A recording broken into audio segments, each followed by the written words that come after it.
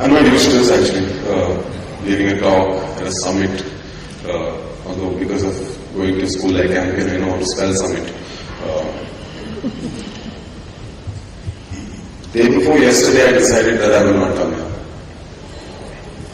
After having met Kumar 2 times to discuss and brainstorm about what I'm going to speak about, day before yesterday, I decided not to come. Because I've just made a film which he was speaking about, Ajab Gazab Love, and it's failed miserably at box office. Words cannot describe what a big disaster it is.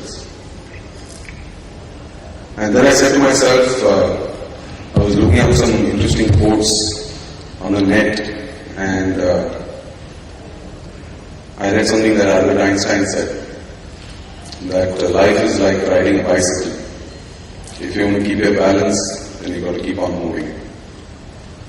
And since CLO stands for Chief Learning Officer, and the key word out here is learning, I think the greatest learning comes from failure. So I think I'm the king of CLOs in India, because out here from all the work that we've done, I have the most recent and the biggest failure. So you guys are all better off than me. But I'll tell you what I have learned in my journey as a filmmaker. I made a film called Dhoom, Huge Success. It released in August 2004. From what I've heard is that the financial year ending March 31st, 2005, sales of motorcycles all over India had gone up by 25%. And the RTO was earning a lot of money with bribes and speeding youngsters and bringing the helmet rules. So I made a lot of money with a lot of people. I celebrated for 3 months and I said to myself, Sanjay, you must, this actually happened after Dhoom 2, and Dhoom 2 was a bigger success. And I said to myself, Sanjay, you got to learn to close the file on your success within 3 months. Because there will come a time when your film will not work. And then you should be able to close the file on your failure. It will be easier. So the faster you learn how to close the file on your success, the easier you will be able to deal with failure, and it will come at some time in your life. And then you got to see what you're going to learn from it. So that's the key thing out here. Getting on with that show business and film business is because we have such different kinds of people all getting together and making a film which is a project, and there is project management. I was guest faculty at IIM Ahmedabad. I don't show off much in the newspapers and on television shows, but I can say it out here and I think it'll make an impression. Guest faculty at IIM Ahmedabad. I said to myself, 800 साल में मेरे खानदान में कोई IIM नहीं जा सका होगा, 800 साल में नहीं जाएगा कोई. And they said that we'll put you up on campus because it's a government organization, we don't have the funds to put you up in a 5-star hotel. I said, no, I want to stay on campus. And I stayed in the same room as APJ Kalam and Mr. Ambani. And I spoke there about management, and I said to those people out there that you guys are the finest minds in the country or will be doing big jobs. Do not think of the film industry as a place where we don't need you. We need you now than ever before. It's absolutely imperative. Because each project is something that needs management. And the beauty of it is that everyone comes from such diverse backgrounds. There's diversity in religious backgrounds, social backgrounds, geographical backgrounds, educational qualifications. We have the most uneducated person could be the producer of the film, and everyone's been nice to him. I myself haven't gone to any institute where I learned filmmaking. It's probably in my blood or whatever. To give you an example about diversity, it's a little funny story that I have.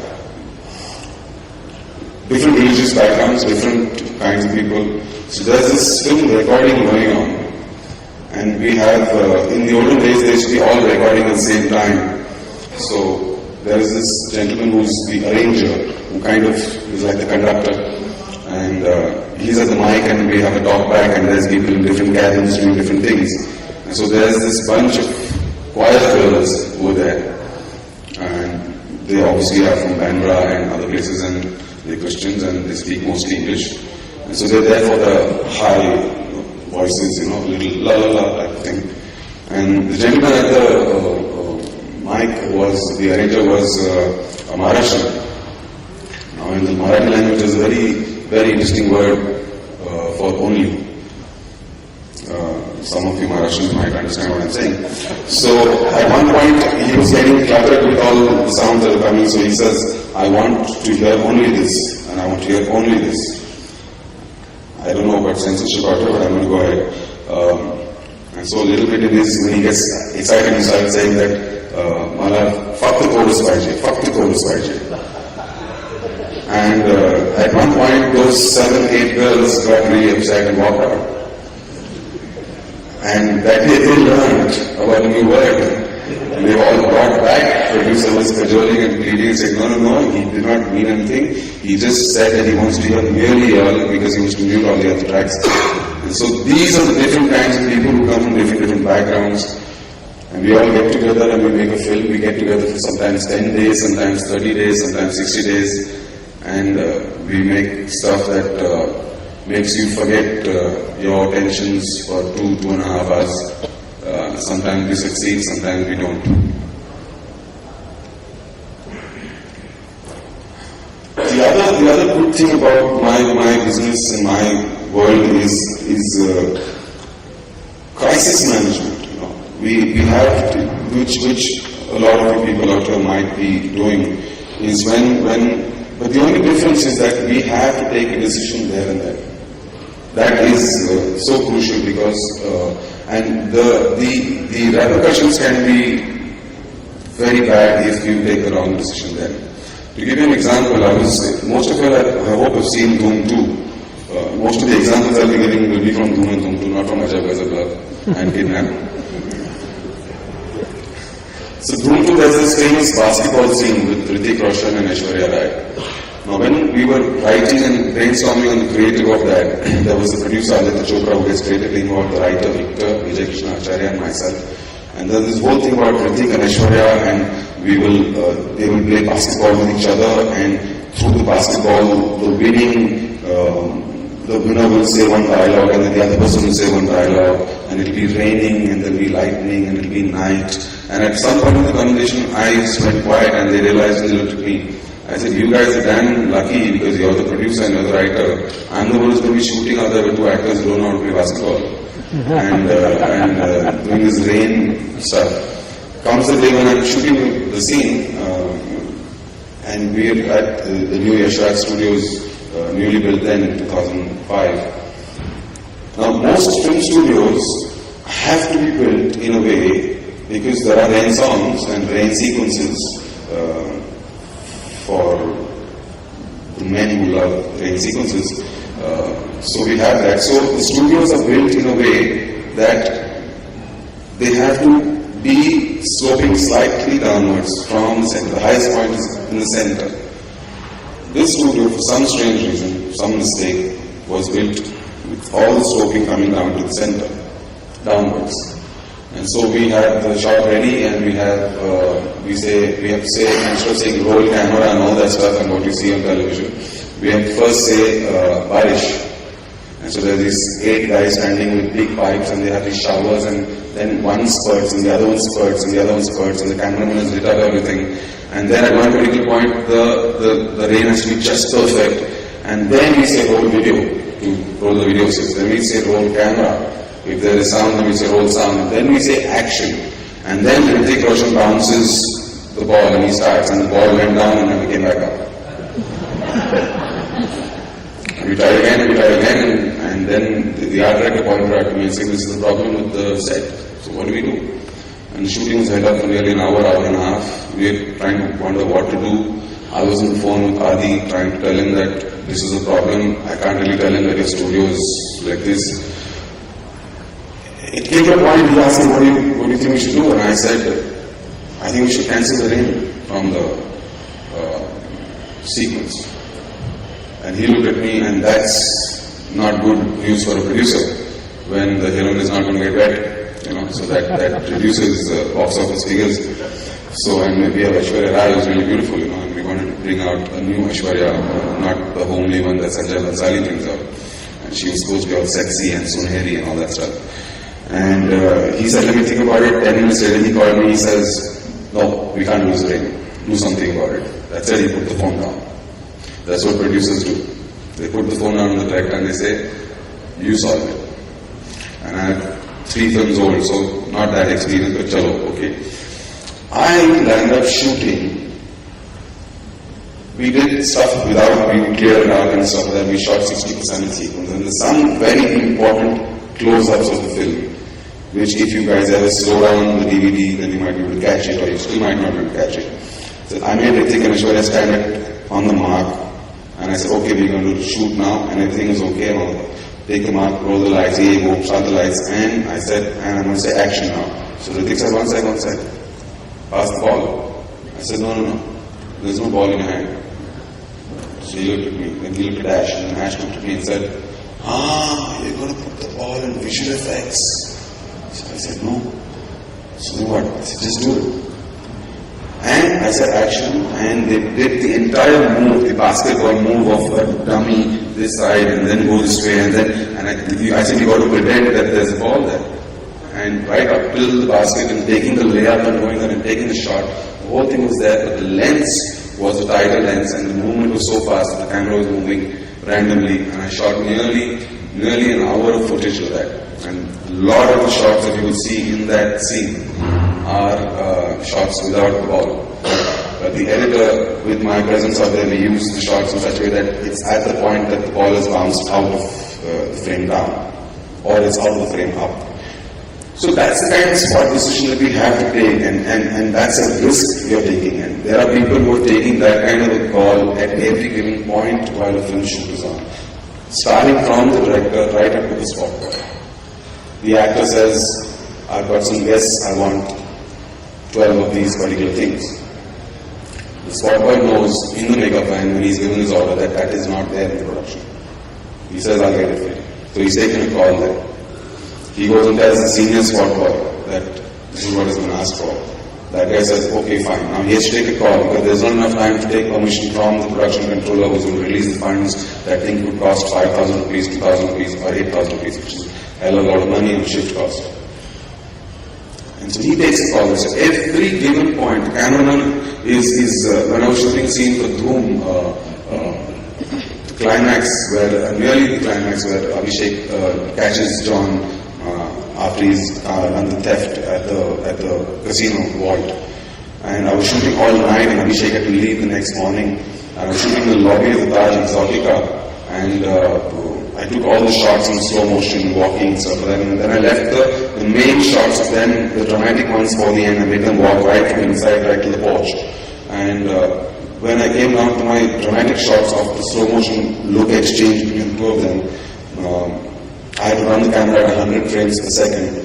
And my cameraman tells me that, the ceiling of the Taj Exotica lobby is low and it's coming in frame. And the lights that are existing, which are on, which you already committed in the previous shots, those, when I'm shooting at 100 frames, begin to flicker in the frame. When we see the projection, you will see it flickering this way. And I was absolutely shattered. I had to go and take a 10-minute break, and at 4:35 in the morning, and the light is going to come in the next 45 minutes to an hour, and Abhishek is to catch a flight back or something. That was his last day, and we've been shooting all day action sequences on top of the trailer where the two of them are fighting. And I take a 10-minute break, and I said, what am I going to do now? And that was supposed to be a steady cam shot. And so then I had to tell the steady cam guy to back up, and I had to change the frame of the shot, and I had to take this is a bit technical, but I had to keep a tighter lens, and at the same time there's a focus problem, and we just about managed to finish shooting at 5:30, and it's again marked as one of the great scenes of things. So spot decisions are something which we learn to do, and the learning a very interesting part of all this is most of the people who are working in the film unit haven't gone to any formal institute to learn. Most of the people, I myself learned on the job, the DOP, the director of photography, the spot boy, these technical people. A lot of the people are, although I recommend everyone to go to school today for things like sound and editing and camera work, but the rest of the people are art department. There's some of the most innovative people that I have worked with, Kumar, are in the art department, where he can fix anything. Even while shooting, if the screw on my glass falls off, I just shout setting, and they come and say, "Oh, it's a chashma fix karo." And it comes back within. They manage to get a screw from somewhere. They manage to do it. How to be resourceful and how to get the stuff that the director wants. One anecdote that comes to my mind with the great Ramesh Sippy and Sippy Films. They used to have a production manager called Georgie, and when we talk to production people today, they say, "You guys don't know what being a production person is all about." Production तो Georgy हुआ करते थे शोले के time पे, that Mr. Ramesh Sippy would call up Georgie late in the night, 11 o'clock, and tell him in Ramesh Sippy's deep voice, "Georgie, I want an elephant tomorrow." And Georgie would probably be about 2 or 3 stiff ones down and would not crib or say anything else except, "Sir, you want a male elephant or a female elephant?" That is the level to which a confident production process is. And at 9 o'clock in the morning there would be an elephant. Male or female doesn't make a difference.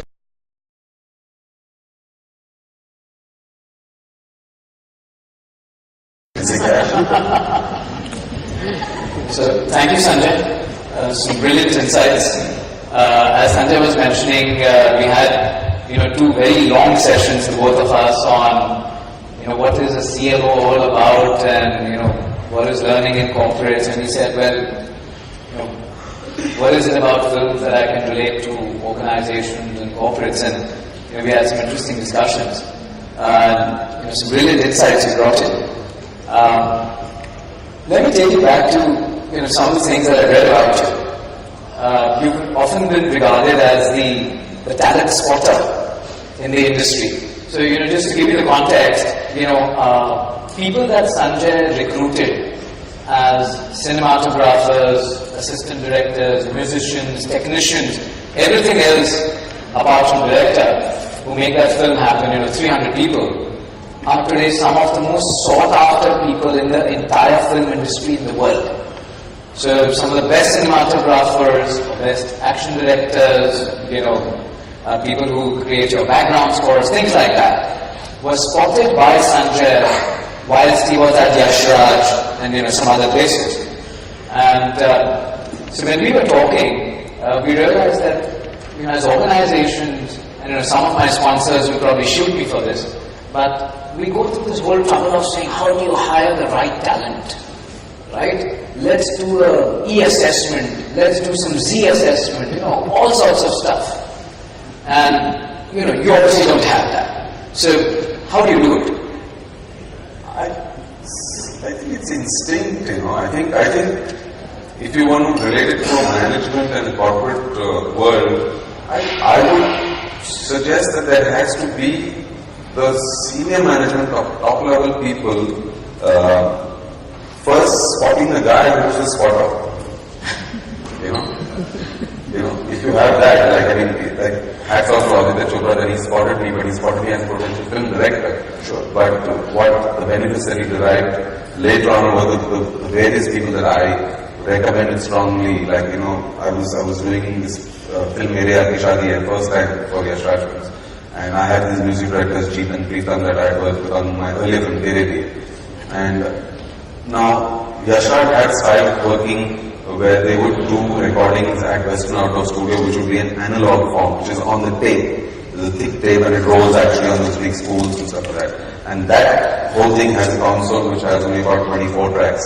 So one track goes for something that's called a click, which is giving the beat. One track is left open for a male singer and one for female singer. So there's 21 tracks remaining on which you can record. Now I had by then already recorded at a digital studio and digital equipment with the computers and those Pro Tools software and stuff that where I had used 84 tracks, 85 tracks. So I was telling Adi that you need to work with these studios and these people, and I need to have programmers like Salim and Suleiman, who had programmed my songs for Kerala. And Adi was very much into live sounds and acoustic music and stuff like that. And so we did 3 or 4 songs with the live stuff, And then at one point I really insisted and I really fought with Adi. I said, you must use these people. They're really good. I've worked with them. And finally we did one song, Sharara Sharara, which went on to become really popular, like a bachelor party song with Shamita Shetty, who's known as Shamita Sharara Shetty today. And that song changed the entire way that Adi used to look at sound recording, song recording system.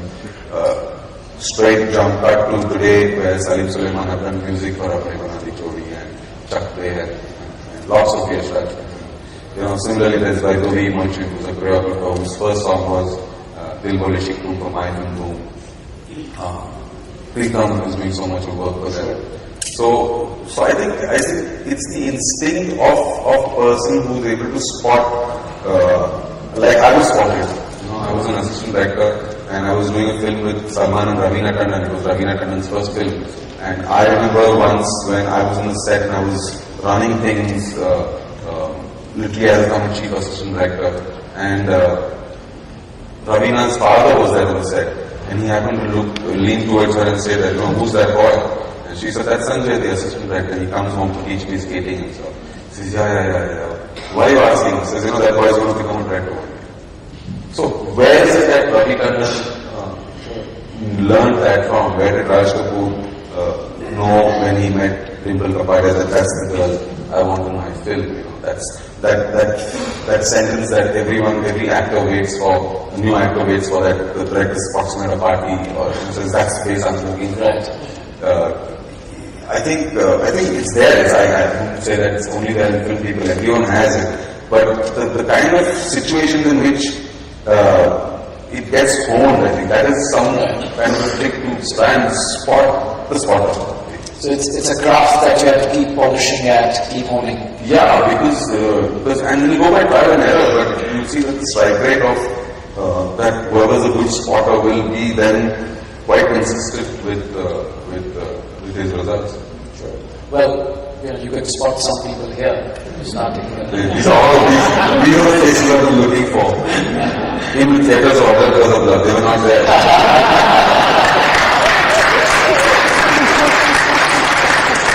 I've been doing this for the past 6-7 days, I think. That's all. There's nobody going to see my film. I've been preparing for 6 months, so I couldn't go.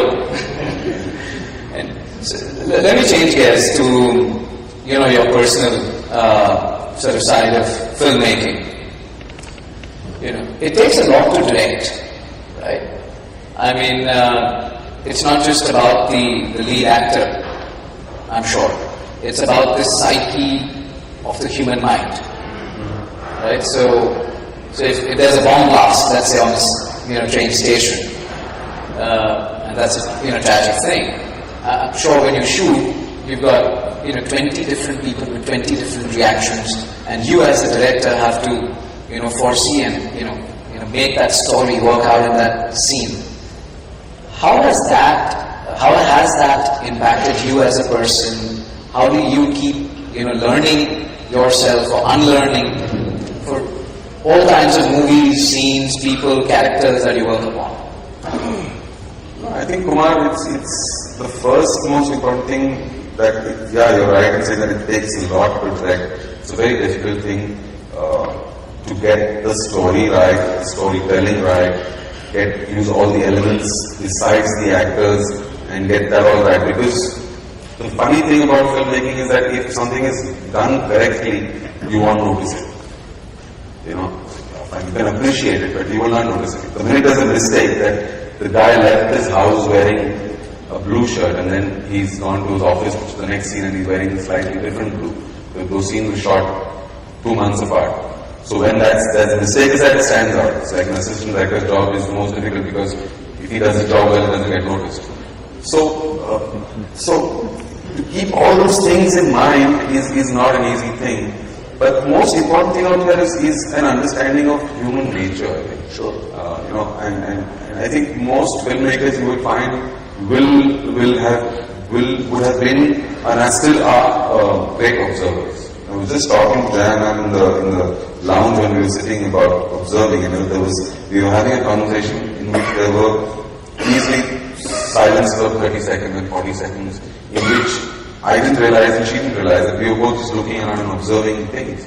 And so the whole thing comes from observing, and I personally think of myself as a sponge, that I've gone out there and I've soaked in this bucket of water or in the lake, and then I come back and I put that into my film, and I've observed and I've observed and I've observed, and I love my anonymity, actually.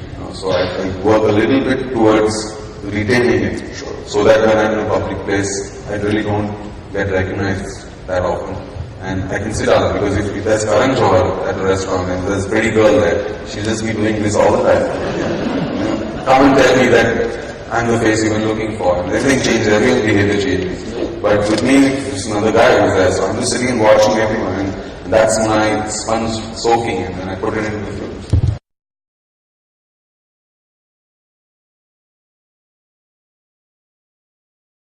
Stuff like that. Wow. So you're really all about continuous learning. So it's not just on-the-job learning, it's off-the-job learning, right? You're learning all the time. So that's brilliant. No, the learning, I think the reason I'm a filmmaker, Kumar, is that I enjoy the process so much. And the process gets me close to me. I get to know myself better. I think it's a little bit radically different to what Jan was saying, that don't focus on the self and don't focus on. In a strange way, I do recommend focusing on self, but in a different way, so that you spend your whole life reacting and opining on the world around you, and by the time you're 60, 65, you realize that you don't. What have you done about yourself and you've not grown? So this is my work. I think you should. What I would recommend strongly is that the work you're doing, let that be a happy place for you, if you can, if you're fortunate enough. Not everyone has a lush of Tendulkar that you like to hit leather with wood and you give him the rupees for that. Or I think I'm a lucky guy and I just love film and filmmaking, and I'm doing that and I'm being able to earn a living. But make the work a happy place and let that be the reason why you get to know yourself better than the previous day. To give you a small example, we're shooting for Boom 1, and there was the opening race sequence with Uday Chopra where he's bluffing and he's hustling, where he purposely lags behind the race. And this whole sequence is in thought inspired from Mr. Bachchan in the film Naseeb, where he purposely loses the fight in the beginning, so the bets are against him, and then he comes and wins. So Uday is lagging behind the race, and when the odds are correctly placed, then he comes and he just wins the race, and he wins with the wheelie, with the bike on the back wheel, and then he stands on top of the bike also. So there was a wheelie, and we had a stuntman from Australia who had come to do this, and he was entertaining everyone right from morning, doing wheelies up and down, getting in straight. And we had 3 cameras, so this is the finishing line. There was 1 camera on the side, 1 camera on top here with the Jimmy Jig, and 1 camera here to see the bike coming towards it.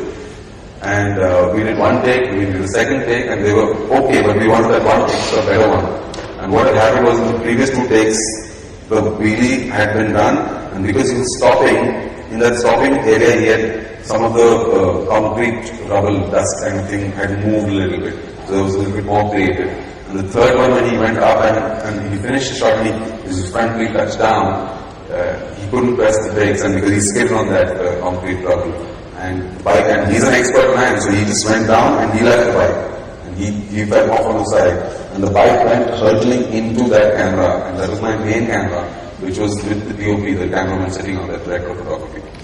Now, to give you all the insight of what the main thing what I was talking about, the minute that happened, I was sitting in a place which was totally safe. There were 3 monitors in front of me, and I'm looking at those 3 monitors, and when I'm seeing this happening, it was happening at live, normal speed in front of me, but I was seeing it in slow motion. And the minute the bike went and collided against the place where the cameras kept, the patla is called, and There was gunny bags kept out there, but it smashed into the thing. The cameraman was a little hurt, the focus puller was a little hurt. But I had the strangest thought in my mind at that point. And I was shocked at myself. And I was not happy. And I was stunned. And then, because of I'm so close to Uday, and I'm actually a very transparent person, I was sitting with him after everything had been taken care of and everything was okay, no one was really hurt. And I was sitting next to Uday and I said, Uday, I had the strangest thought that went across my mind when this whole thing happened. He said, what? I said, shit, camera is such an expensive piece of equipment. I hope it's safe. Yeah, I mean, looking back and we can laugh about it. I did not think about my cameraman's life or his injury or his ribs, a focus puller. There would have been, in those films and books about filmmakers and storytellers and directors, you'll see that they would have been concerned about the magazine in which the shot, I hope the shot is not damaged. I give a damn about everything else. The shot is most important. Strangely, the first thought that came into my mind was that the camera is such an expensive piece of equipment. So I told Uday that, and he said, don't be so hard on yourself. My dad would have probably thought the same thing, or whatever. But the point out here is that all of us are capable of honesty with ourselves if we allow it to happen. And the workspace will give you situations in which you will learn about yourself, be sharp enough to see it, or spot it, or hear it. Because that is the best thing that you can take out of it. Because ultimately you will have worked here, you will have worked there, you will have changed companies, you will have changed entire career professions, workplaces, cities. But you will be 60 or 65 or 70 or 75, whatever age you choose to retire. Some people retire at 80. What is it at the end? What is your balance sheet? Why have you lived? What is it that you've grown as? What is your awareness level? And then you look at yourself honestly, and I was able to learn about that aspect of me, which then I have the opportunity or the option of changing. The next time something like this happens, let me be more worried about the human being there. That's it. That's really a brilliant example of learning from oneself. Absolutely. Right? Without having others point out your shortcomings. You really do a lot of sort of self-introspection. Absolutely. And another thing that I just like to elaborate quickly is that if in the process of making a film, the shot is important. The one single shot that I take, if it's complicated, that there is a camera movement, it has to end exactly at the point that the actor finishes the dialogue, and exactly at the same point I'm supposed to shift focus on another character in the background appears. If I get that shot right, and my sense of achievement and fulfillment is complete. My glass of satisfaction is full, right here.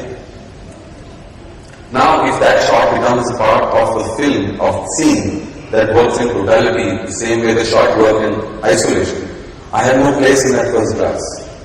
So I have to have second glass, and that second glass gets full. If the film works in totality, for me, the same way that the scene and the shot work, I have no place in those two glasses. I need a third glass, and my third glass is full. If that film releases and becomes a box office success, I don't have place in my three glasses, that's my fourth glass. And so see how dependent I am on the box office outcome of a film for my own sense of achievement and fulfillment.